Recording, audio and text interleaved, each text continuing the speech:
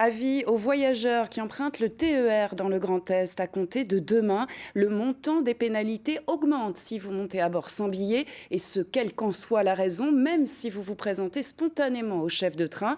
Les montants vont varier en fonction de la longueur du trajet, une mesure pour lutter contre les fraudes qui suscitent déjà la colère des usagers. Marie Coulon, Cathy Hubert. Une borne d'achat hors service ou tout simplement un train pris à la dernière minute.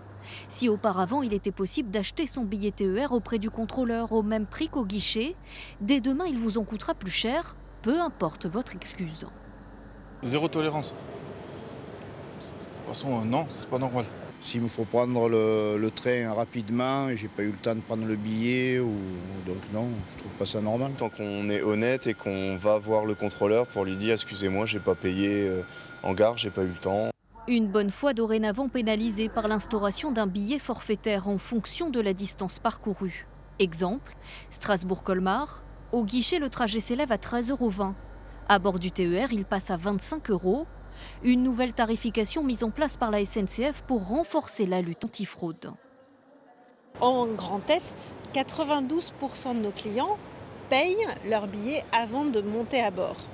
Mais il nous faut aussi lutter contre la fraude et pouvoir avoir des mesures qui soient dissuasives pour les 8% de clients qui n'achètent pas leur billet et qui fraudent. Ça représente entre 8 et 10 millions d'euros, c'est-à-dire l'achat d'un train tous les ans en Grand Est.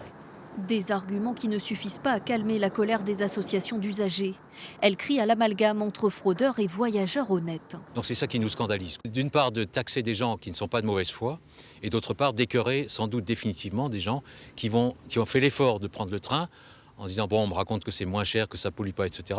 Et puis là, ils vont se faire payer le prix fort dès la première fois, au risque de jamais revenir, quoi. Pour autant, la SNCF assure qu'en cas de raison valable, il sera malgré tout possible de se faire rembourser la majoration auprès de son centre de relations clients.